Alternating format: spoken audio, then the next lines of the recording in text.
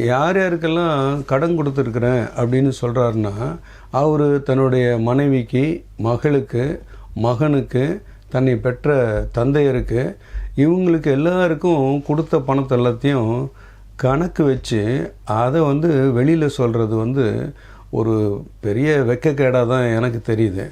இவர் அதை விட்டுட்டு வந்தேன், இதை விட்டுட்டு வந்தேன், நான் உங்களுக்கு சேவை வந்தேன் அப்படின்னு சொன்னால், இப்போ இவர் திரும்ப நம்மக்கிட்ட கேட்பார், உனக்காக நான் 100 கோடி ரூபாவை விட்டுட்டு வந்தேன், அப்போது நீ எனக்கு என்ன செய்ய போகிற அப்படின்னு அவர் கேட்டார் அப்படின்னு சொன்னால், இவருக்கு ஓட்டு போடுறவங்களாம் என்ன நிலைமையில் இருப்பாங்க அப்படிங்கிறது.